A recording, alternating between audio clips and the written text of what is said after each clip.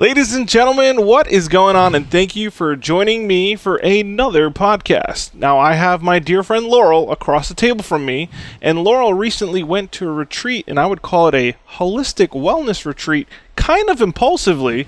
It was interesting because there was some Tai Chi involved, some Gong. So I need you to tell me, Laurel, what exactly did you go to? I went to this place called Kripalu in Stockbridge, Massachusetts. Mm-hmm. Oh, so that's the name of the place? Kripalu, yes. Okay. And it really just appealed to me based on its location, that it was just kind of out of the tri-state. Mm-hmm. And it came across my path about 5 years ago in a doctor's office. I just looked over the table. So this has been like a 5-year debate in your mind. Yeah, well, as soon as I saw in the magazine, something kind of just, it was like something on the cover. It looked very like yoga-esque. I was like, I do yoga. Check it out. And opening up, it had a lot of different classes on all sorts of things that just appealed to me, whether it was yoga-based or, if I was a writer, you could go for writing and just all sorts of like different classes. And I was like, I'd love to do this one day. And so the seed was planted and here we go. I'm still learning about this holistic culture that exists. And I love that word because now I could find more things about it using that word. And so you're saying there's writing. Mm-hmm. There's yoga, so there's movement, there's physical movement, then there's like mental aspects, which are writing. What else was in this brochure that you were kind of interested in? Well, okay, so not everything appealed, but okay, certainly. Like what didn't? What didn't? So I'm not a big hiker, so they had these I know you are, but I'm just not a big fan of getting lost in the woods and looking at all that stuff with a group. Like I could do it with maybe a small group, but these were larger groups. And I was just like, I like my nature experiences more small-minded. Not small-minded, but small in numbers for people. Gotcha.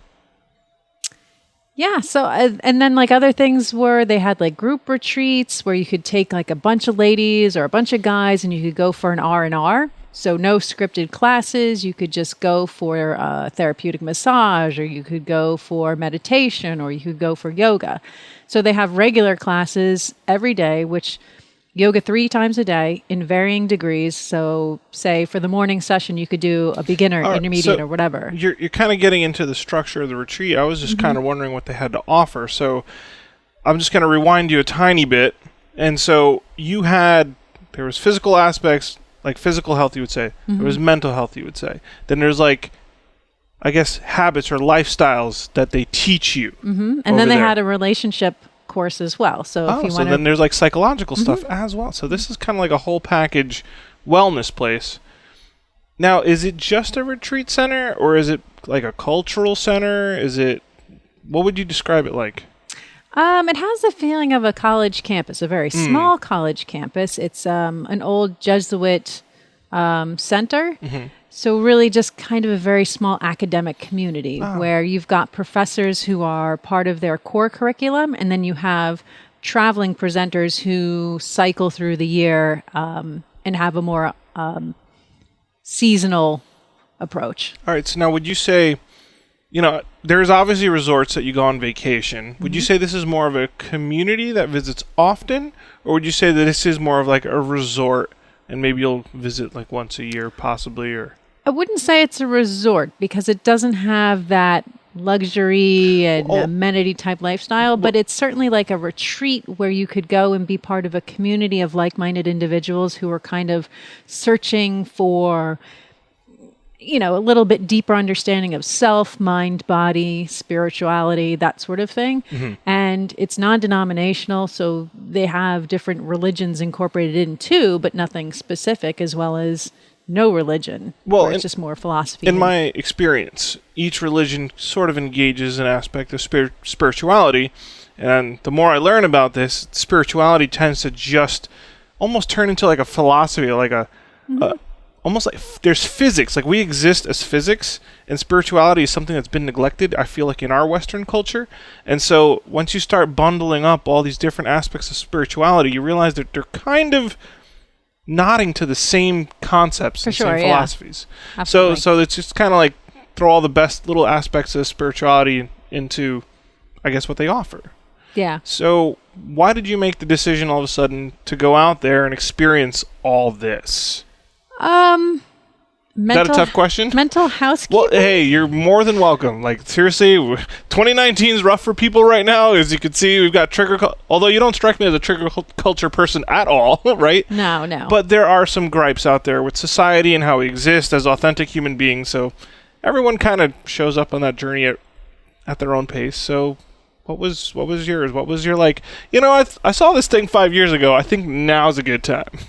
Well, it was a couple of things. One, like I said, I was under a certain mindset that I wanted to get out from under, and the timing was good. I had the time available, so I basically took the time off without knowing what I was going to do, and then just opened up the catalog and said, okay, let's see what fits in this time slot. And I was like, all right, I guess we're doing this, and timing. That's how I like to operate. Honestly, I feel like that's when you live the most, is when you just like, you make a decision on the whim. Hopefully you don't regret it, right? But no, not at all. You just go for it, and it winds up being a great experience. Yeah. And that's just kind of how I surf life. So that's kind of cool that you're just like, you know what? Because it felt like you made the decision like less than a month out, right? Oh, yeah. You were like, I'm going. I would say this was my first impromptu travel anywhere sort of decision-making process. Normally I'm very structured, I'm very planned, I'm very OCD. I need to know when, I need to know how, what, all that stuff. And this was me throwing that book out the window and saying, I just got to do this. I need to do this. I'm doing it. Don't know what's going to happen. We're just going to go for it and see what happens. And another thing I'm going to actually, what shocked me, not really shocked, but I thought was interesting, was you went on your own. Now, I do a lot of stuff on my own. I do. Like, I just want to go things, whether it's sort of a vacation, a 3-4 day trip, I'll do my own damn road trip. I'll take my own pictures. I'll have my own experience. And then I come home and I tell everyone about it. I really don't social network too much because I'd rather have the story, Mm-hmm. So you just kind of went solo, and it looked like you were just on a mission. You wanted to feel a certain way. You wanted to get out of a mindset. So tell me about your first impressions when you show up before anything even happens. Like, when you show up, the people that are around you, maybe you met some administrators. What did that feel like? Start with the place. I want to start. I want to go start with the drive there. Start with the drive. Because it started with the drive there. How long was your drive? A little over 3 hours. You had a lot of time to think. I did. Did you have anything in particular you listened to kind of get you in that mindset, or just not music? Initially? Mm-hmm. Because I really kind of felt like I needed to declutter, and I was struggling with that. You're on major highways, it's trafficy, you get in like that, not road ragey, but road annoyance mode where you're just kind of like, people, learn how to drive. So then I hit the Taconic Parkway, and it was a total change of scenery. Up comes, the fall scenery, and, you're going over these little bridges and streams, and I'm like, And if I could preface this, we're both from New Jersey, so this is for the audience. New Jersey is a very highly populated state when we're just living on top of each other, and there's buildings and roads everywhere. So for this to open up and you to enjoy this environment and this road that you're on, it's actually a thing. Some of you live on this all the time, which is fantastic. But for us, leaving this super urban, metropolitan, suburban area is a relief. Yeah. I mean, literally driving down the Taconic as you're going through these nice winding roads and the colors, it's literally like just stress started to melt away. I'm like, God, this is so pretty. Like, why don't more people go on the Taconic? Of course, I know the answer to that question too now. It's loaded with state troopers. But if you're not in a hurry and you're prepared to just enjoy the drive, it was a beautiful drive. So we get up to Stockbridge. The first thing as you're pulling, well, not even as you're pulling it, I'd probably say about 3 miles out, the air changes. Mm-hmm.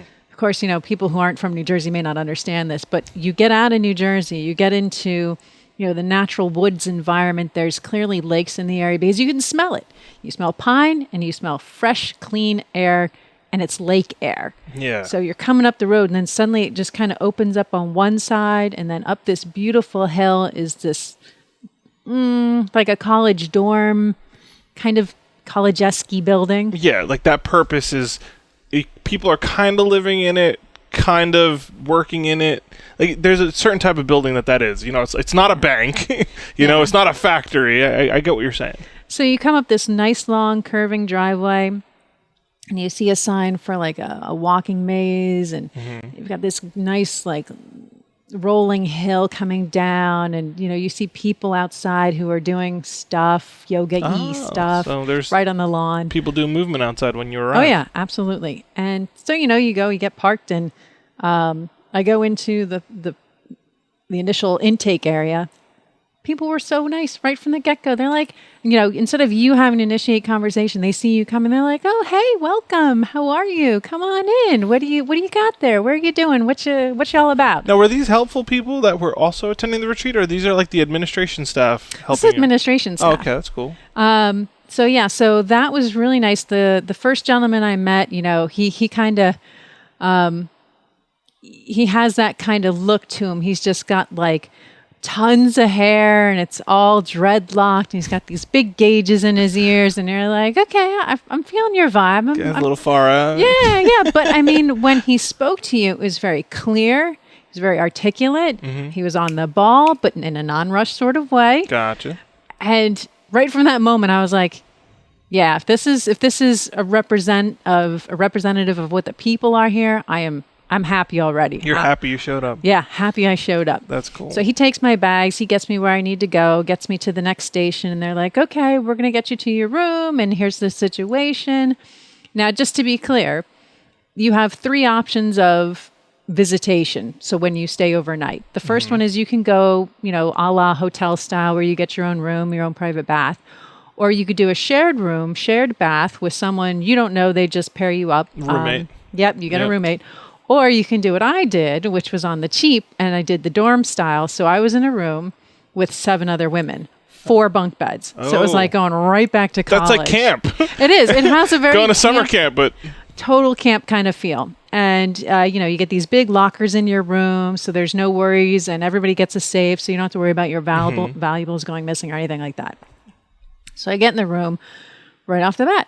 The couple women who were in there already, they were like, "Oh, hey, I'm so-and-so from Boston. I'm so-and-so from Bubba. I'm so-and-so from China. I'm so-and-so from, wherever." Like, you had this Chinese there. Oh, yeah, this is an international crowd. This is not, I would say the majority, though, were domestic, but you did have an international, you had some Canadians there. I don't know too much about the place, but is it kind of have its, like, a world reputation that it's holding up to? That's For cool. sure.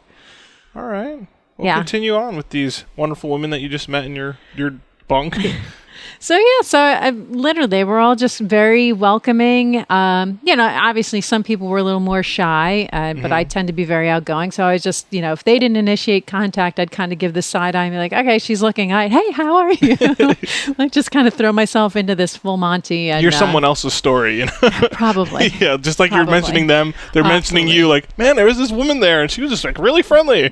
They're like, who's that crazy girl? Oh, my God. No, but everybody was really friendly. And right from the get-go, you're thrown into your course that night. So really, there's no downtime. You're getting ready for dinner. Then you're going right to your first session, and away you go. Let's pause you. So you had a schedule. There was a schedule or like an agenda of things that you were going to do at this retreat. If you can kind of bullet point what was on that schedule, what were you looking at to do? And then you'll go into this. Do you remember? Or I do. I do. Okay, tell me. I'm making faces because it was a schedule I set for myself, like before I actually knew what was going to happen. Okay. So I knew that they had, as included with your stay, everybody's stay, doesn't matter what level package you do, they offer yoga sessions 3 times a day, and then meals 3 times a day, and then evening entertainment. That's free. That's included. You're not paying extra for any of that. Then on top of that, you have 2 classroom times twice a day. So there's a 3-hour morning session and a 2-hour afternoon session. So in between those sessions, you're getting meals and you're attending yoga, or, they had other things like yoga dance. So you make your own schedule with all the options. Mm-hmm. So it's like you drag and drop your own schedule. That's kind of neat. Pretty much. They post a board every day. They refresh it overnight, and they show you what's coming up, so you know what room to go to, who's teaching the class and what it is. That's pretty cool. Yeah, it really was. I never knew what the evening entertainment was, but that you would find out, at some point during the day and just sign on. And I mean, you don't have to sign up for anything, but you just kind of mentally sign on and say, "Oh, that intrigues me. I want to check that out." So what was your general agenda? You saw, obviously, there was a bunch of things that you were looking forward to doing. What did you line up your plate with? Okay, so I went in with this grand plan that I was going to do yoga 3 times a day, do my classes, get my meals during normal meals. What are those classes? So they were all yoga. Oh, I just wanted to do yoga, and then the 2 classes that I signed up for, the first 3 days were dedicated to Tai Chi, and the last 5 days were dedicated to Qigong. Gotcha. So in between my class sessions, I was going to do yoga every single day. Can't say that that's exactly what happened, Gotcha. but that's what I was aiming for. I really wanted to kind of kickstart. And then, like I said, you're just signing up. Well, not signing up, but you just see what the evening classes or functions are, and you kind of just plan that by ear. So can I ask about like intent? Because you obviously were focusing on yoga classes, and there's other movement things. If you guys hear the dog, we have a neighbor upstairs, and they're getting very excited. We're podcasting right now. So your intent, you obviously lined up yoga classes. There's Tai Chi, which I've never actually heard you mention or have an interest for. So what was your intent? Like, you saw these movement classes, for lack of a better genre to, I guess, classify them as. What were you planning? not planning, but like what kind of was I thinking? What kind of transformation were you trying to go through? Because I know it's very transformative. It was a transformation that was really my overall purpose. I mean, I kind of half-heartedly hoped that would happen, but I wasn't banking on that so much as really looking for some downtime. And I wanted to learn something new and stretch myself in a way I hadn't before. And you're right, I've never done Tai Chi. I've never heard of Qigong, but this matched up my time frame. I was like, all right, universe, show me what you got. Let's see what this is all about. It looks very, like meditative in a movement kind of way. And I was like, all right, that might help get me some mental clarity, bring me down a notch from the stressed out person I am. Doing some universe surfing right there. Like, hey, it's here. I'll sign up. Yeah. I really was intrigued by that whole thought of just what's it about? You've seen in movies where you see them doing Tai Chi in the park, and you're like, oh, it looks so graceful. It looks like, could really get behind that. It's gentle. And, I really wanted to know. And the transformation part, that's a bonus. That was all a bonus. I'd hoped, like I said, but I wasn't banking on it because I didn't know. I didn't know what this was going to afford me. I just thought it was movement class, gentle movement, and that'd be it. And we went way past my expectations. All right, so I want you to do me a favor. Mm-hmm. I want you to explain your own take and perspective on yoga, Tai Chi, and Qigong, and then we're going to go into what your first night was. So in your own words and your own interpretation of what you used to think those were and what they actually were, if you could just let me know, starting with yoga. Okay, well, I started doing yoga with my mother. So initially, yoga was just a way for us to bond. And then over time, I felt the benefits of just improving elasticity with my muscles and my bones and my flexibility. And at the end of each time I did it, I just felt good. I just had like a lightness of spirit. Most of the classes I did you had to bring in breathing exercises as part of that. Who knew breathing was important? But yeah, no, it was really kind of interesting to get into it from that point. Now, I didn't know the meditative aspects of yoga at that time. That kind of came in later. So that's how I got started in the yoga. So really it was just kind of a basic exercising, gentle way to help maintain physical strength in the body as you move up through the yoga ranks. Isn't it kind of interesting how like yoga starts rolling into, like, inevitably you'll get into meditation, and from there you'll learn how to relax and breathe and just kind of take care of yourself, and then all of a sudden your diet's changing because you're realizing you're feeling more of your body. Essentially, you're more aware of your body, so you're like, well, I want to take care of this. And I feel like in my own little yoga journey that was part of it. Yeah. So let's get into some Tai Chi, because that was it. Like, you're Tai Chi. Laurel's doing Tai Chi. Yeah, Laurel's doing Tai Chi. So it's a lot harder than you think. I'll tell you that right now. I mean, it looks very flowy, and the idea behind it is that you're taking a series of movements and doing them in a way that flows into just one sacred movement. And you're trying to not have to think about what you're doing. I'm not even close to that level, but the idea is that you get so proficient at it that you're doing it without thinking. So it's a very meditative movement. And if you do it right and your balance is right and the movement is sound, you actually start to feel kind of how you work with energy to move it through your body, which sounds kind of weird, but I know. So we this is like a crossover podcast. Yeah. My goal, I'm talking to my viewers right now, is to take people that haven't explored these extra senses that we have. I feel like spirituality is an extra sense that has been neglected by the Western world, and mindfulness and all this holistic stuff and breathing. Like, these are things that are breathing. They don't seem important, or they don't seem like there's an extra level to it, but there is. And for those of you that have been keeping up with the podcast, my goal has been to make and help humans be more authentic with themselves. And I've found, like, having a good yoga practice and indulging in these, like, older, pre-ancient arts is they had it right. So I'm just kind of picking up the pieces, like, what am I missing? And you just dove right in. So now we have Qigong, right? Tell me about that.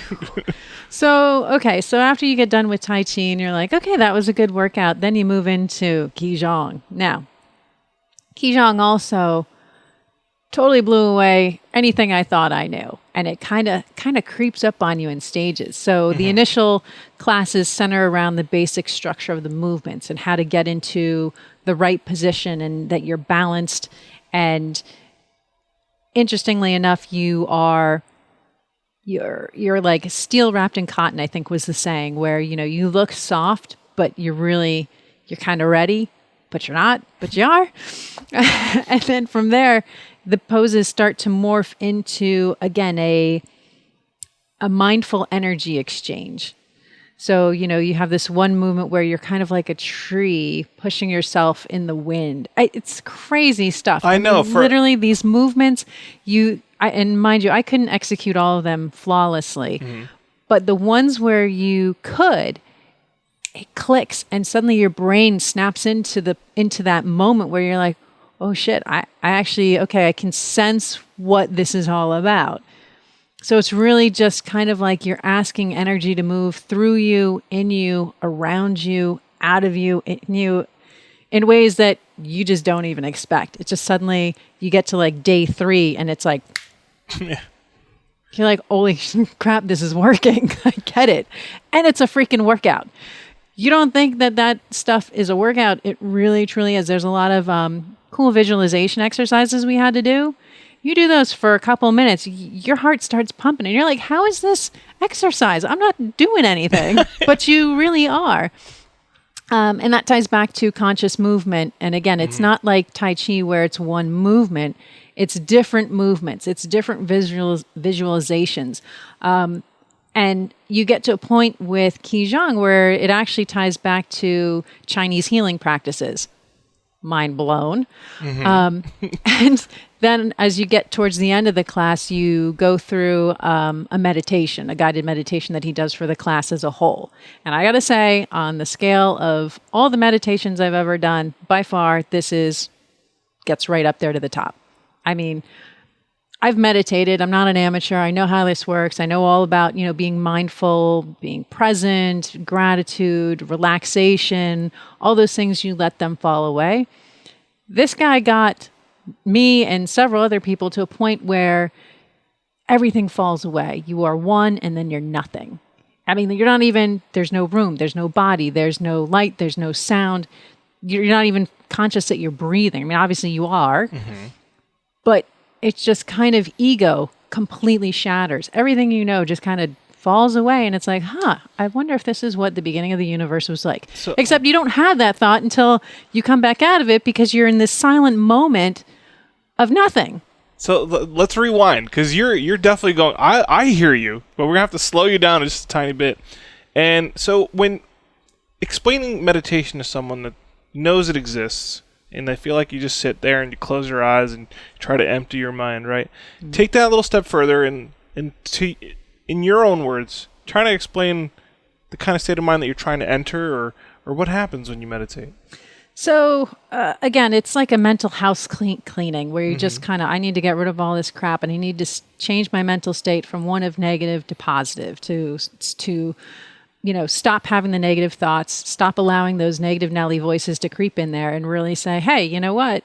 Be grateful, take ownership, be responsible for your own life, but do it from a place of compassion, love, and joy.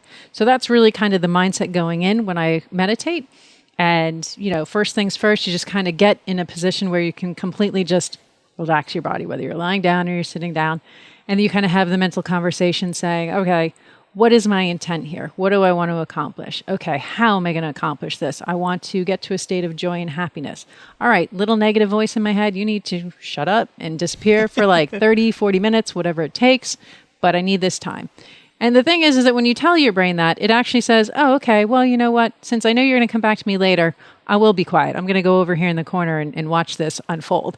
And you're like, okay, it's still there, but it's not going to be part of this experience. So then you get to that. And then for me, one of the things I like to do right off the bat is think of a time where I was really happy or really felt loved or really felt joy, something really put me in a positive state. And then kind of embrace that memory, almost like reliving it, like literally sensation for sensation, just kind of thinking in my mind and just being like, okay, we were here. This is what the grass smelled like. This is what the day looked like. You bring all those memories to fruition, so you really embody that feeling. And so from there, you take the next step where you transition from joy, love, happiness to gratitude, saying, wow, I'm truly blessed. I am grateful for all these things. I'm grateful for these people in my life. Even, people who you wouldn't think to be grateful for, you are suddenly grateful for because you're like, okay, if you hadn't been making me miserable in this point in my life, I wouldn't have learned. I wouldn't have become the person I am today. So you really start to take in that gratitude. And from there, once you really, for me, I know if I do it right, like I just suddenly, it's like I take a deep breath, like from my belly. And it's just like all of a sudden I'm like, just everything just kind of just lets go. It's like your body says, yeah, okay, I'm with you. Let's just let this crap go. And I just want to relate to you when you're saying gratitude, because that's one of the practices that I've been going through a lot, because you wonder why things happen to you and you're very unfortunate in some situations. And then are you really unfortunate when you get to actually learn to make sure that never happens to you again? And so it might have been bad, but it also makes you who you are. And if you're grateful for who you are, then it wasn't totally bad when you look back on it and you can be grateful for it. And ever since I started expressing that, and then also doing my whole take your lesson thing and what am I learning from this, it's really spun my misfortune into, well, it's actually enlightening. Yeah. Part of it is holding yourself accountable. If you're unhappy in your job, you're unhappy because somebody's making you unhappy. Well, guess what? They're not making you unhappy. You're making yourself unhappy because you're not owning it and saying, okay, why am I allowing this person in my orbit, in my space? Why am I continuing to work this job? I've had highs and lows with my job, but again, for my job, like my eye is on the bigger prize and I have a plan, and it's like, okay, if my plan does not come to fruition, I have an exit strategy. So if I can manage my stress, my emotions, and get through these next points, then great. I'm going to be able to move on and hopefully get where I want to be. That doesn't mean that's going to define my happiness. For me, it's about being happy right now with what I have. So this is an aspiration. If I don't get to the aspiration, I'm still going to be fine. I'm still going to be happy, but I needed help getting to that state. It's a deep practice.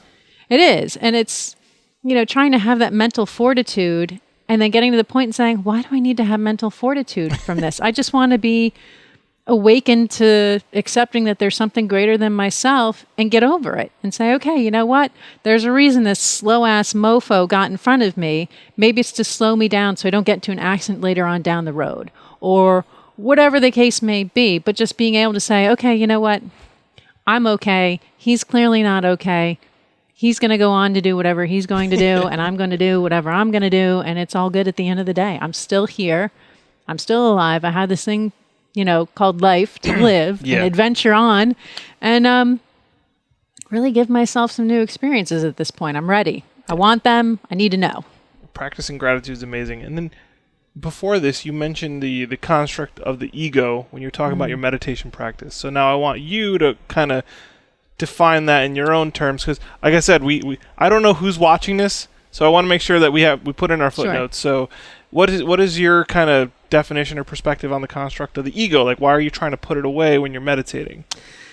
So I have had some issues with OCD and not being in safe spaces. So I've really kind of taken to wanting to control and map out my life and have a plan. Always have that structure and that plan. It was kind of like a safety valve for me. And I just really like the fact that I felt in charge. So the ego applies to that because, again, that's me. I statements. all about what I feel I need. So the ego is kind of taking out that I and saying, it's not about me. It's about something else. And how am I going to make the most of my life if I'm so centered on me that I'm missing all the stuff that's going around me? So instead of trying to keep myself as the center of the universe, trying to say, okay, you know what? I don't want to be that.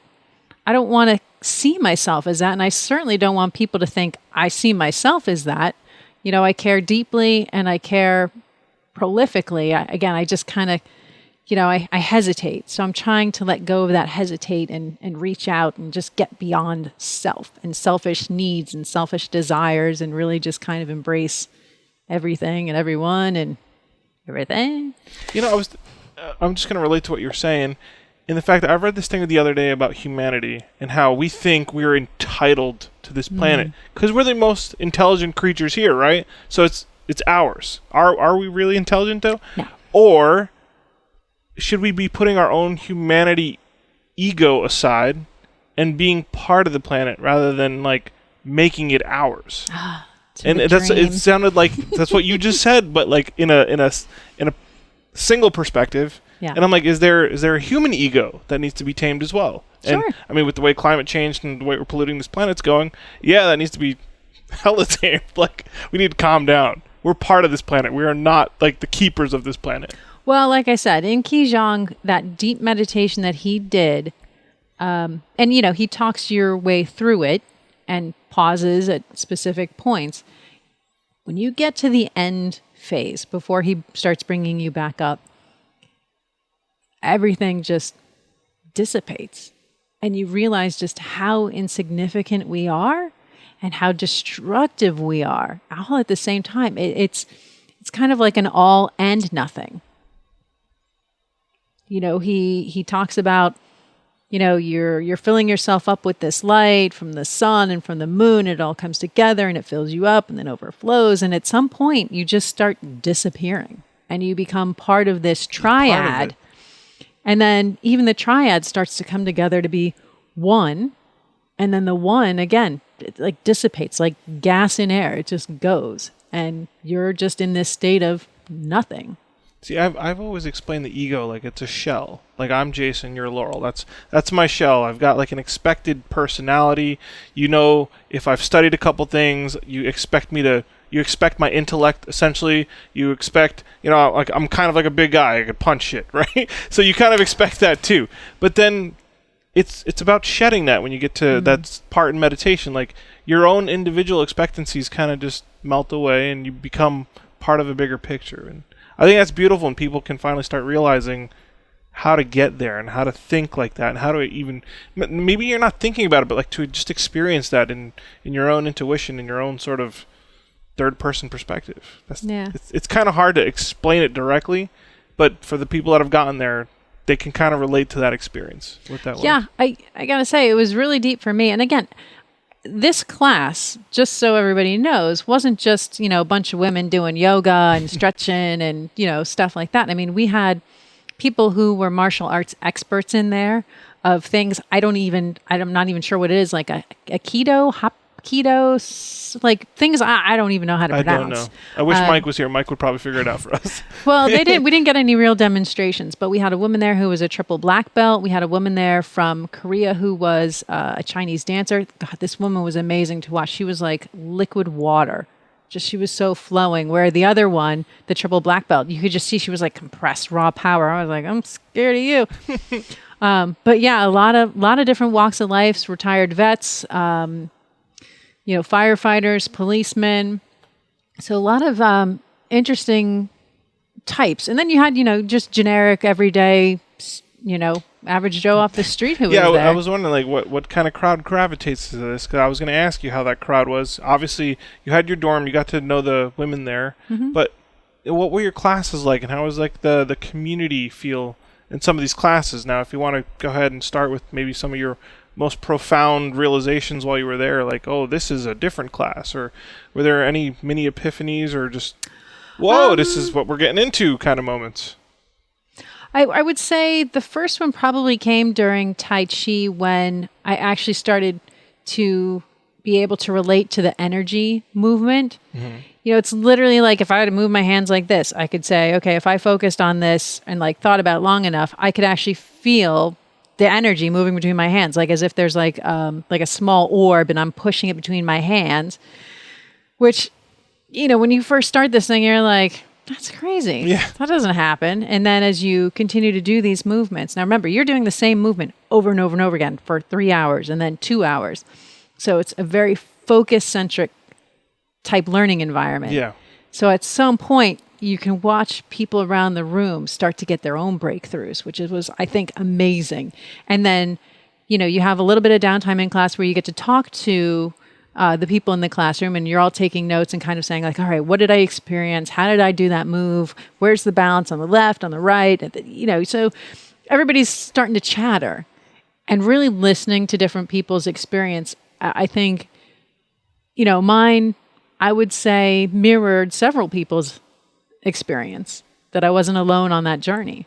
And then what was interesting too, so I tend to be very reserved when talking to other males. It's just, I just tend to keep males at a distance, generally speaking, as a rule of thumb.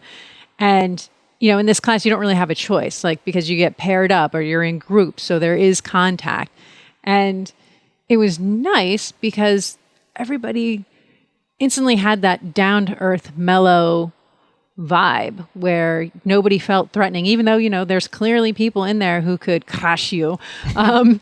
But, these were all very nice people, all looking for different things, but all ultimately kind of finding the same similar experience. So that was really, I think, from a breakthrough, just kind of getting that interaction, that human interaction of non-self, no ego, just experience and wholeness and movement and the therapy aspect of it. It was really amazing. I didn't expect any of that. I just figured, okay, I'm going to go learn how to do move stuff around.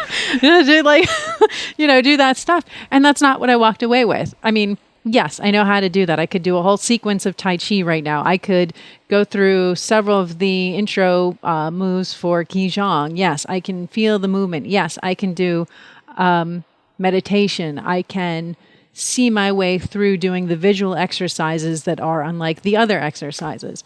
So just a lot of great breakthroughs for me, I think, in terms of mental clarity and being able to focus and meditate through a movement versus, standard meditation where you're on the floor or you're lying down or you're in it, whatever it is. Kind of took it to the next level. That's awesome. Yeah, I'm going to actually really awesome. Pause you real quick. I realized I left a machine on over here that's making a lot of sound. So I'm going to edit that out. Oh, okay. So you just finished telling me about a mini epiphany that you had or something really cool that you learned and didn't expect.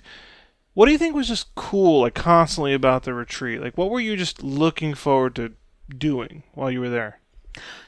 I enjoyed yoga a lot more than I thought I would. To preface this, yes, I like yoga. Mm-hmm. But the ladies, I shouldn't say ladies, there were some male teachers too. They really kind of got it to the next level. So even though I did beginner yoga for the entire time that I was there, you still cycle through different teachers, and each one kept bringing something new to the practice that I had never seen or done before. The one woman, I can't think of her name, unfortunately, off the top of my head, but she had you, before you even start, set your intention.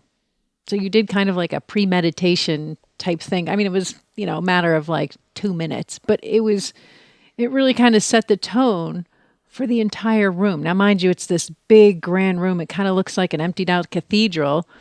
So it has just a lot of presence to it to start with. And they have this nice display in the front of the room that's lit with all these cool lights. And so you just have like this great vibe just walking in the door. And then again, she's like, all right, sit up straight, get into position. She's like, now take a deep breath from your abdomen. And she has this voice that's so soothing. And you're like, oh my gosh, I'm going to follow this woman's every single word because she just has the kind of voice you just want to lean into. And so, you take your deep breath and you let it out in a very, she's doing a countdown and then you're doing another one and okay, gentle exhale. And you're like, oh my God, I love this woman. I don't know who you are, but I need you in my life every day. Then, okay, mentally set your intention. What do you want? What do you need in your life? And you're just like, oh my God, lady, you're going to like lull me into some like happy land I don't think I'm ever going to come back from. And okay, so then she's like, okay, she had a very gentle way, get you going into your positions. And the whole way you're just listening to this voice. And she has in the background, they all play some sort of, I'll call it spa-esque type music. Mm-hmm. This apparently was her own music. Like she's the one doing the sounds. It was some sort of sound chanting, but it was so meditative and so lulling in this just like lilting voice that just kind of took me someplace else. And you're in this room and you're doing these motions and she's very encouraging. And she's like, sure, if you can't do it, adapt it. Adapt. It was like she was saying, adapt to life. And you're like, yes, yeah. I can. I will. Whatever you say, I can do. And then at the end, you go through a closing meditation. She's like, okay, everyone lie down. Pull up your blankets and just take another deep breath. And you're like, yeah, I'm going to take a deep breath and just kind of lean into this. And again, she's like, okay, close your eyes. And she does another guided meditation. I felt so relaxed. Like somebody could have just like walked up and slapped me across the face. I would have been fine with it. I've been like, yeah. I'm totally chill. Don't mess my vibe, bro. I'm good here. Like this woman has put a rock solid vibe of just calm and appreciation and gratitude into my life I have never felt. So, and again, to see everybody walking out of that room. Now you're talking about like 40, 50 people in this room. And it doesn't feel like 40, 50 people because again, you've got this vaulted ceiling, this wide room. It's long. And it's kind of like dim lighting. So you're not really aware of the other people there. You're really just not aware. You're really just aware of kind of your own breathing, your own presence, your own state of being, your own mindset. And it all just kind of washes over you like, holy hell, these people are awesome. I want to be here for the rest of my life. I don't want to go back to my job. I don't want to go back to my family. I don't want to go back to my cats. I don't want to see my dog. I don't want to see anybody. That's it. I'm going to stay here. I'm going to camp here. They're going to have to force me out because again, you just get this, like suddenly everything is just okay in the world vibe and you're just want to be in that moment and stay in that moment. Isn't it amazing how dismantled you can get when you're actually taught to relax? Like you feel like you go home, you sit on your couch and like you're relaxing. Like no, actually you can take that way further. Like you start shutting off parts of your body, you start moving tension out. Mm-hmm. There's mental tension, there's physical tension. There's so much tension that and you start finding it, and especially with someone like this, like they just keep encouraging you to relax. And you're like, how much more can I shut off? I'm going to just melt away. Let me tell you, I started this weekend with shoulder pain. Now I have a bone spur, so it gets cranky from time to time, mm-hmm. and it really just gets unruly. One of the things, I don't know if it was in the class or if it was just conversation with people, but we talked about channeling energy, where literally you actually like hold the spot and you just kind of like get into that mental space where you're imagining energy flowing to that space. And you really just... Again, this is not quite the setup for it, but, you get into that mental mind space, like maybe, early morning hours where you're kind of like not quite awake, not quite asleep, where before external influences start to leave their mark on you, mm-hmm. you just kind of get in that moment. You're like, okay, we're just going to breathe and we're just going to picture energy flowing up to this spot and just let it happen. Now, before I didn't really, this was not my jam. This is not something I'm, experienced with, but I was like, okay, after this, I'm gonna go home. I'm gonna take this home with me, and I'm gonna try it out. Well, wouldn't you know, I was doing this the other day. I'm sitting here. My cat comes over, and she starts. It's like she knew. I just like sits right here. She's purring. I'm focused. I swear to God, if I told you like full on that pain was gone the next day, you'd be like, Laurel, you're so full of it. I will not say that. I'll say it was markedly improved. To like the point, full range of motion. I'm like, woo, yay. What are we doing here?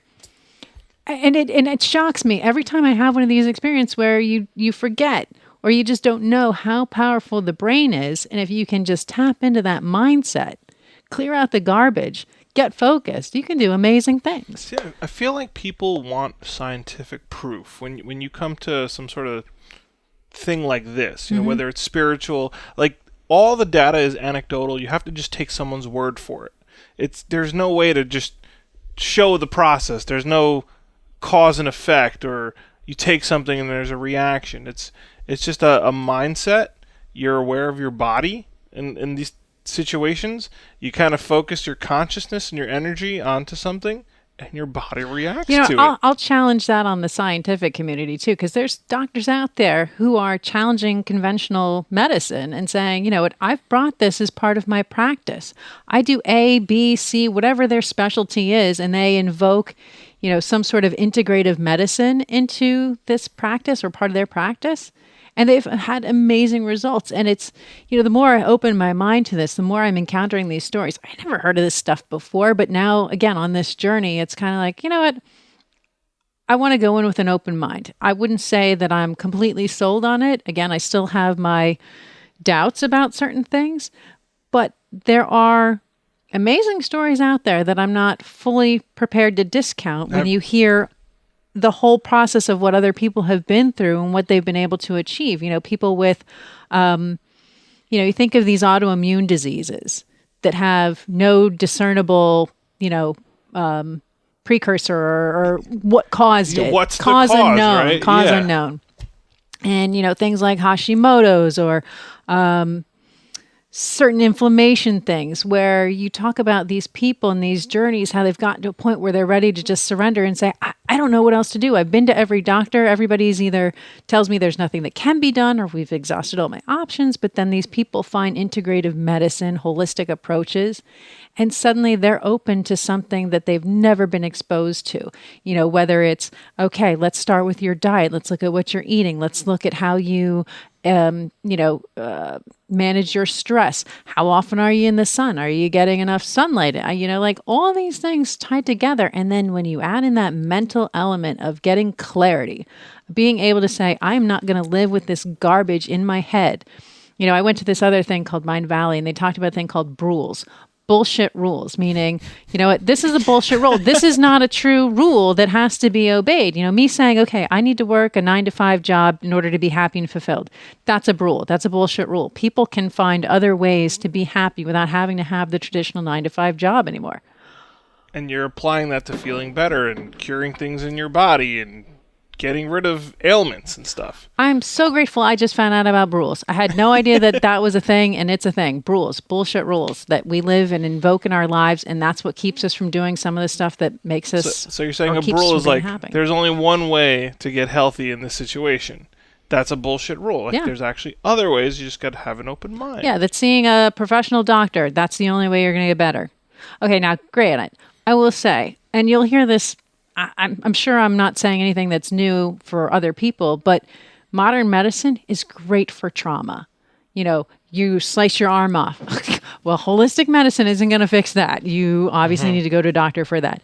There's certain things like obviously sepsis, cancer, even though we've heard stories, this cured my cancer. Okay, well, maybe because it was part of the process. Yeah. That I kind of take with a grain of salt. But certainly when you alleviate stress from your life, the results cannot be denied, cannot be discounted. Nope.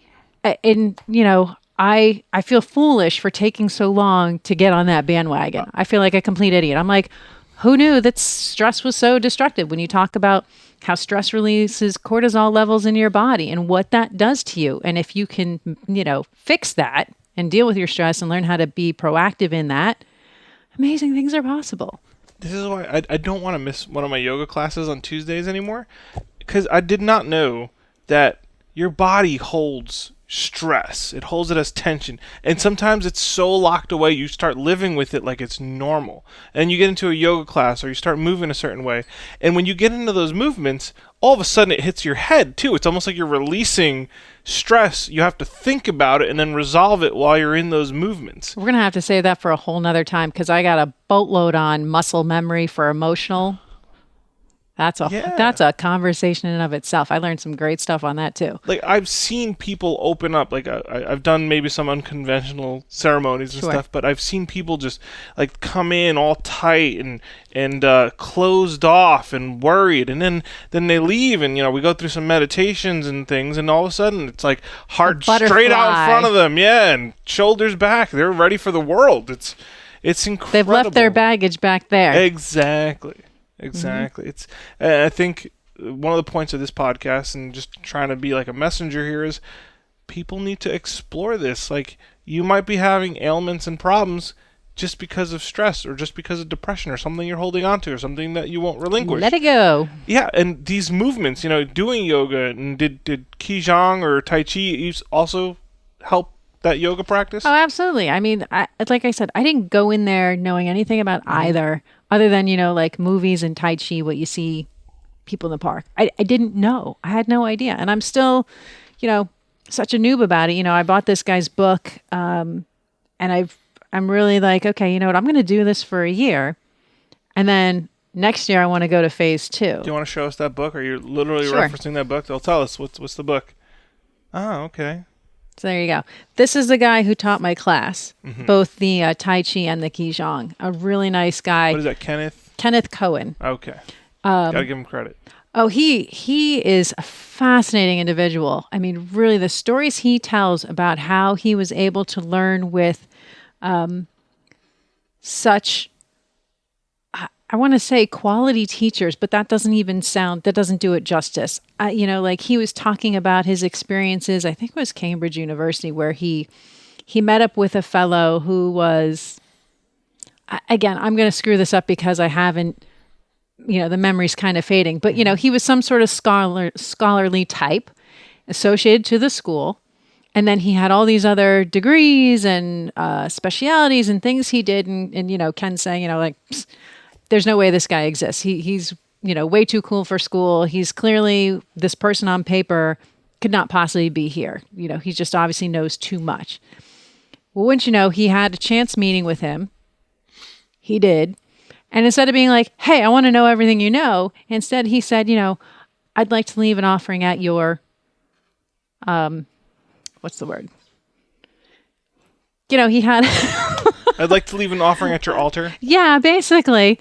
And he's like, I've been here for 10 years. You're the first person to come and make that request. He goes, please come on in. And that was the beginning of his friendship with this gentleman, who then, of course, subsequently later on taught him all sorts of really cool stuff. And he just has that way about him. And on top of that, I believe he was adopted by not one, but 2 Native American tribes. I think one's associated with Canada, one's U.S. based. Again, his knowledge and his self-awareness far exceeds anybody I've ever met. And he's just so in tune with himself and everything going on around him. I wouldn't say, like from, when we get on the woo factor of being an intuitive or an empath or anything like that, but it's like he just knows the human condition, and he can read people in a way like he can just kind of... I feel like there's so much confidence in existence. Like, you are so unbothered and yet so aware of what's around you that it's almost like you can't be surprised. Like, I've met people like this. They're just kind of masterful with existing. Like, yeah. They're not questioning shit, almost. Like, they want to learn, but what they experience, they don't really need to question. Yeah. Like, why did this happen to me? Or, well, man, life is terrible. Why does misfortune keep happening to me? Or whatever the case may be, they don't question any of that. They just keep going forward. There is no stopping them from going forward. I feel like that's what the sentiment that you're trying to get to. Yeah. I mean, like he's so unbothered. The 2 people he had in his class, he had, like I said, he had that one woman who was a triple black belt and the other woman who was a dancer. So he actually, I don't want to say allowed them, but gave them space during his class time to actually put on an impromptu performance. So the one woman, she was all about the Indian flute. Now, she admittedly said, she'd never trained. She just kind of goes on feeling rather than anything else, but she's been doing this for a while. And then the dancer, she just went, again, off the cuff, incorporated actually some of the Tai Chi and the Qigong moves into what she was doing.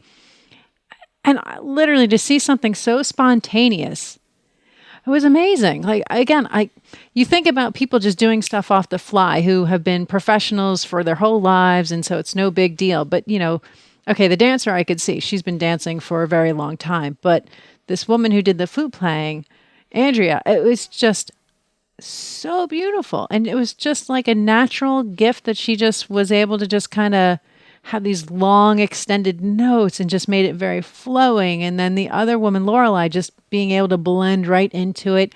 And they actually were able to invite other members of our group into their dance. Just kind of pulled them in via energy. I know it sounds silly, but I know. But again, you could see that there was an invite and the person accepted, and then it just became this fluid dance, and then that person would go back and someone else would come in. No, I didn't participate. Shocking. But yeah, I mean, just a lot of cool self-expression, but it, again, self kind of demeans it a little bit because it was almost outside of them. Isn't it kind of neat how you can appreciate artful expressions when they show up? Like when the dancer dances, or when you actually see a painting and you start not just looking at the painting, but beyond it is like, what was the artist's intention? And like, what's their intention while they're dancing? What kind of release? What kind of intention did they have when they were painting? With the music, what emotion are they trying to invoke? Do you sense love or do you sense pain? Like, it's... My emotional spectrum opened up a couple years ago. I had an ayahuasca ceremony, and I really, like, I looked at art, but I didn't appreciate it. And now that once you enter this like holistic culture, I have so much more appreciation for art, and for when people move artfully, when people play an instrument artfully. Like, there's definitely a bunch of layers that go into that. Ooh, I got something for you on instruments. So talking about, music, playing artfully. So one of the things I shouldn't say signed up for, but went to at Kripalu was the Tibetan bowl sound bath. Yes. Yeah, tell me about that.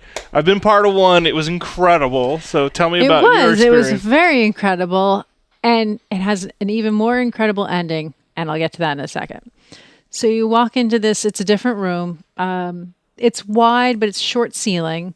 In the center of the room, he's got this big round rug, and all around the perimeter of the rug, he has varying Himalayan bowls set up, as well as a couple chimes. I mean, he's got like one that's big, and then it's got little ones, and then he's got like this chimey bell thing. So he goes in. I thought we were just going to listen, but no, it was, okay, we're going to do a meditation, closed-eyed, while he, makes the bowls sing. So I'm like, okay, this should be pretty cool. I've never done that. We'll give this a whirl. So you get into your space and everybody's kind of getting settled in, and he starts off and he's like, okay, just a few rules. Try not to move around. Everybody's going to have their own experience. Try to make sure all the water bottles are away. And if you have to leave, make sure you use the restroom now. You've got 5 minutes. And you're like trying to set the tone that everybody understood. Once this starts, you're not going anywhere. You're not doing anything. You're not talking. You're not, looking at your phone. This is a meditative type thing.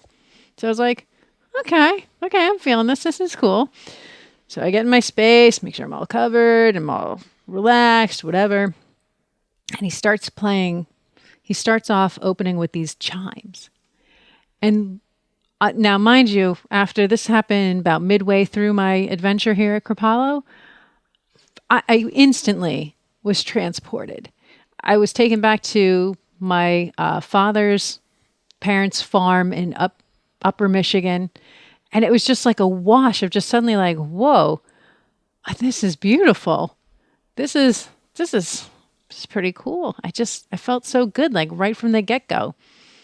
And then he just kind of went on and things kind of filtered in and out of my mind. And I just kind of let go and see where this was going to take me. And it really just kind of was a feeling of memories and kind of just sifting through my past and kind of unwinding some knots.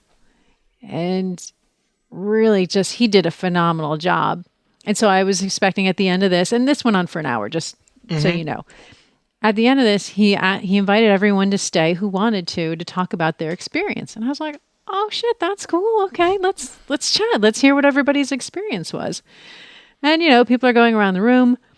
This one woman said her experience was very primal in that she kept thinking of very visceral experiences, like she was in the ocean, or she was imagining a specific animal for a specific sound that just kind of came up. And she just said there were just emotions that kind of just charged right out of her at different intervals through this process.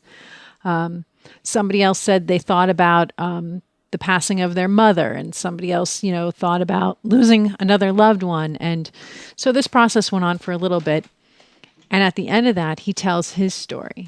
So his story is that he tells this story where I guess as a young man, when he was like somewhere in his teens, his father gave him a small sound bowl. And he didn't realize at the time the impact or importance of it, but he just used it like a change bowl. So he kind of left it. Fast forward, 15, 20 years, whatever it is, he's now an adult male. He's in the midst of a bad breakup and really just kind of feeling the effects thereof. And he's at a low point. Well, a friend invites him to go to a sound bath. And he's like, okay, I'll go, whatever. What do I got to lose? It sounds silly. Like it's I know. A sound bath. Silly, but he went anyway to appease his friends because, they were all on his case about, hey, you can't be, sulky and depressed, forever. You got to kind of start getting out there. So he went. And he said it was an amazing experience for him. Like he really just kind of allowed himself to just let go, take a deep breath and just let go. And he said it washed over him like cleansing rain. Fast forward, like to the end of the show, and he kind of just said he felt a profound sense of relief and just calm and just, like he'd left that baggage behind him. Goes out to his car to go home. Wouldn't you know, there's a text message from the woman who broke his heart saying, I miss you. Like you let go and then bam, there it is. Now, I don't remember what the end result of that story was because I was just thinking in my head, I'm like, that bitch. But I'm like, leave this poor man alone. But anyway, that planted the seed in him. And he was like, that whole experience took me to a feeling he hadn't felt. And he was like, I want to do this. And so he invested his time and energy. So he goes through that whole thing. And then I asked him when he was done, I said, we were allowed like Q&A. I said, I'm like, did you ever put it together about the sound bowl that your father had given you to where you are now? And he's like, well, what do you mean? I'm like, well, that the universe was kind of telling you that this was going to be on your path eventually. Literally, his eyes were like, like I slapped that knowledge on him and he was just like, no, I didn't. And I was like, I feel pretty cool right now. All right, we got a contribution. I made a contribution, yeah. So that was another really cool example. I did some massage therapy. So I don't know if we can... Before you get into that, I just wanted to mention about like sound therapy. It's incredible that I started listening to those binaural beats. Like they're kind of... I don't know if it's because I'm aware of them right now or they're just flying around a lot more. But like these slow frequencies that don't change very often, they kind of massage and give you time to fill the space of that music. And I feel like that it's almost like a mental massage. That's why some of these things come out of you. Like it brings you to a moment or a thought that's unresolved, that frequency. And then since the frequency kind of lingers, you have time to think it through and really massage what that thought is and resolve if you have to. And it's just amazing, like seeing all this art come together. You're explaining the room, and how you're explaining the room to me is like, well, the room has its own art and it's inducing some sort of emotion. Then the sound has its own art and it's inducing another thought or emotion, and it just keeps happening. And the more I keep going on this journey, the more I see how important it is to just kind of submerge yourself into the fact that there's more than just your body and what you see. And the setting was so integral to all these experiences too. They really put a lot of thought and energy. I mean, like, okay, I'm not doing the room any justice because it was dim lighting and he had all the bowls, there were some he weren't using and he had candles in them. So, I mean, it just set this whole really cool, experience that you're walking into, that already walking into it, you start to kind of feel like a little bit of that stress melting away already. And you're like, all right, I'm in on this. I'm totally in. I don't know what this is, what's going to happen, but I'm in. The intention of the room, which essentially is the art of the room, starts reaching you already just by entering it and experiencing it. It's incredible how that happens. Like if you're just more open to it and you look for that experience, or you're just open to that experience, in these little holistic culture settings, it's you're surrounded by it. It feels so great. I just did a class with my sister. We went on another holistic fair event just because it's on our radar. We want to go. We want to check them out. So this sound class, this guy specializes in the tuning forks, as well as some chimes and the sound bowls as well. What I really thought was interesting was the tuning forks. So the ones that he had, they had weighted ends on them. And then the bottom part, you actually, you hit it on what looks like a hockey puck. And then you take the pointy end and you stick it on, say, your arm or your shoulder, like wherever you have like a pain on your body. And the vibration is so strong because the weights kind of amplify the vibration of the fork and like shoot it right down the stem. So that, again, it's basically vibrational therapy. And they have all these different frequencies for different uses. You have ones for clearing. You have one for chakra clearing. You've got ones for general meditation practices, ones for improving blood flow and circulation, and another one for pain management. So it's just like there's a lot to this. I mean, obviously, we just scratched the surface on it, but I'm telling you one thing. I actually almost bought one. I seriously contemplated. I was like, this sounds like some pretty cool stuff. I don't want to be without this. Yeah, I mean, he really, when you find someone who really is passionate about their craft, he was that kind of guy. And when somebody's passion so clearly comes through and emanates through their person, you're like, yeah, okay, I want to tap into this. Like whatever this person's got, I want a little bit of that. Oh, there's that I statement again. Yeah. That ego popping up. No, but again, you just want to expand that journey and find out more about some of this really cool stuff, because it's not stuff that people just talk about every day. Yeah. What's everyday conversation? Bank, Beautiful day, bills, right? day. Yeah. What How are was you the doing this traffic getting weekend? Blah, blah, blah. Like, oh, hey, I got some, a lesson on vibrational tuning forks and how it can heal the human body. What? Like, when was the last time you had that conversation? Yeah. Never. So we're getting to the end of the time that we wanted to allot to this. So, Laurel, I want you to kind of share your biggest takeaway about this retreat and essentially the journey that you've been on to this moment. Obviously, the retreat was a big part of it, but it was at that present moment the end of the continuing journey that you were on. So what's your major takeaway? Like, what did you feel, and what did that drive you to do now as you continue on trying to figure stuff out and take care of yourself? One, I'm sad I'm not there right now. Easy. I'm not there. I mean, the vibe. I mean, and again, I didn't even talk about the setting itself. So you're nestled into the Berkshires. So you've got clear mountain views, and then you're looking at this stunning lake, and you can hike down to the lake. So one, setting. It's obviously, who wouldn't love to be there? It's beautiful. Two, it's really kind of pushed me to really consider getting more involved in this. And not even consider, but again, just given me an extra push to keep going down this path and to really explore what I'm capable of, how I might be able to help other people. And again, the relationships that you form here, they're on a level where you feel like I could connect to any of these people over again. Like if somebody called me up and said, hey, can I come over to your house for the weekend? I'm passing through town, really wanted to see you. I'd be like, hell yeah, you can. Let's do this. Let's go, I'll take you to the park. Let's walk around. I know, hiking. But let's get some air in. Let's practice some breathing. Let's practice some mindful meditation. Let's practice some freaking gratitude about how lucky we are that, hey, we're on this journey and there's some really freaking cool things out there, and I want more. I want more, Jason. That's my takeaway. I want more of this, and I'm committed. I'm going to go back there. I don't know when. But like I said, some really great classes that they offer, as well as certificates. So like if I wanted to go and become a yoga instructor, I could go do that. If I wanted to become an Ayurvedic specialist, I could. Oh, by the way, all their meals were Ayurveda. So no red meat. They did have, turkey, chicken, fish options, but the whole time that you're eating there is no garbage. There's no processed foods. Everything's locally grown and brought over. We have lost touch with that way of consuming food. Yeah. In such a horrible, horrible way. Yeah. Like the food around you that can be grown and that exists is essentially in that environment the best for you. Mm-hmm. And we're just so out of touch with that. I affectionately named this place Fat Camp, but I think I must be the only person who can gain weight at Fat Camp. All this delicious organic food. But let me tell you, I mean, it wasn't so hard the first couple days. transitioning away from the sugar and the pastas. You didn't have chocolate for like a whole week? Well,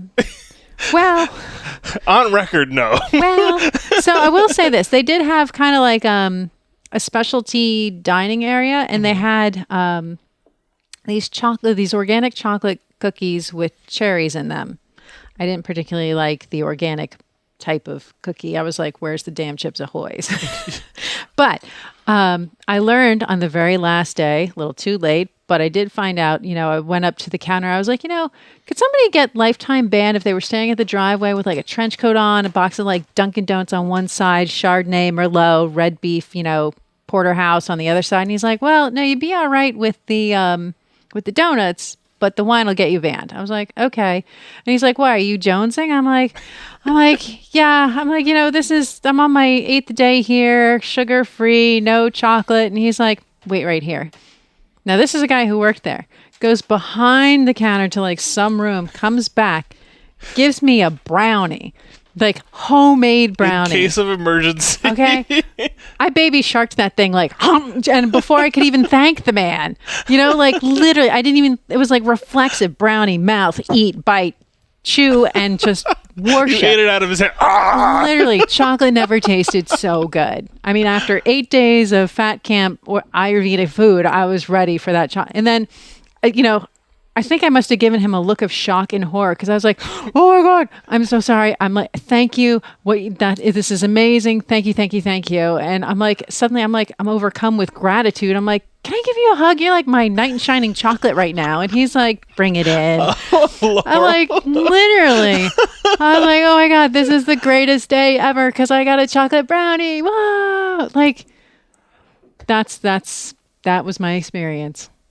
Do you have a number 3? I think that was your 2.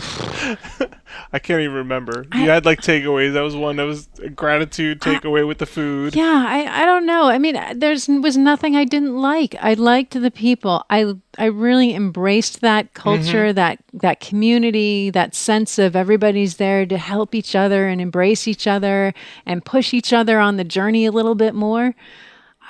I need more. I want a community. I want to make a community like this. Same. This was phenomenal. Like literally, it was like a drug almost because you're like, wow, all this crap is gone. All the bad food is gone. It's just me. I'm feeling healthy. I'm breathing. Like breathing. Who knew?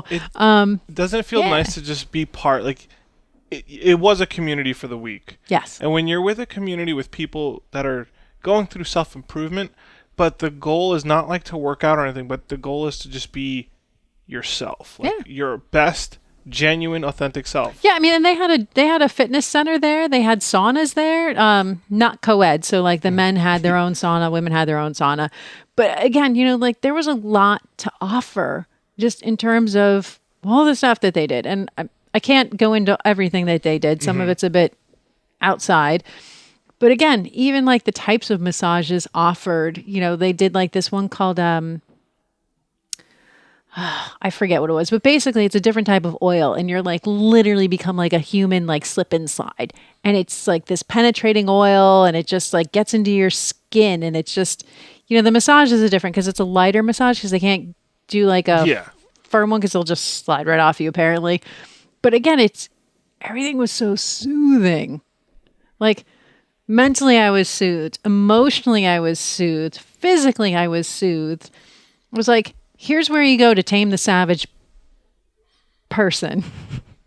I was going to say bitch, but I wouldn't say savage. I would say like that's where you just wash society off you. Like this ungenuine, not very human-friendly society. Because we think we made houses and we're comfortable and stuff, but seriously, like who's actually out there being the most authentic human that they can possibly be? Yeah. So you kind of wash that off. It's almost like that whole week is a bath to just kind of find yourself and then improve the self that you find after you're there. Ownership.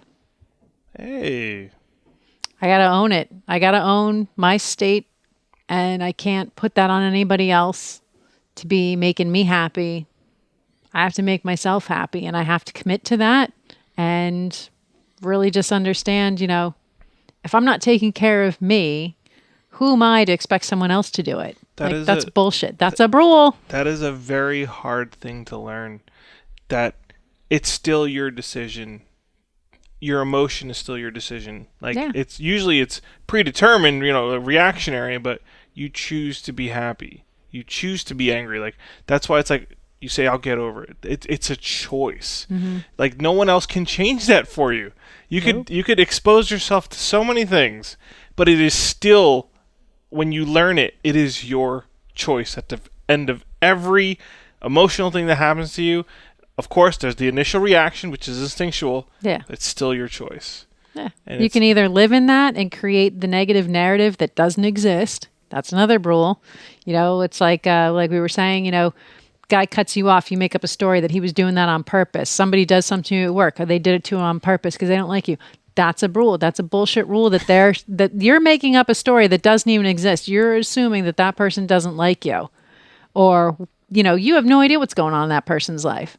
Don't assume. Don't create unnecessary drama in your life. So that's my last takeaway. Don't create the drama. Be in the here and now. Be present. Deal with the facts and move the fuck on. You're just preaching right now. So I think we should leave with that note. So we're going to close this out, folks. Thank you guys for listening and watching. If you have any contact information, I'll put it in the descriptions for these videos or these audio bites that you guys get. So just be on the lookout in the description if you want to contact Laurel about her journey or her experiences. You're more than welcome to, right? Yeah. I'm not just saying that for you. No, that's fine. And then also, you guys know where I'm at. I'll leave my social networking and everything in the descriptions for this media. And again, thank you guys for listening, watching, and I'm looking forward to your feedback. And this is probably not the last time Laurel will be here because we're both on some incredible journeys with this holistic culture. So we'll probably have more when she has something to report. So thank you, ladies and gentlemen, for listening. Thank you, Laurel. And we're going to sign out.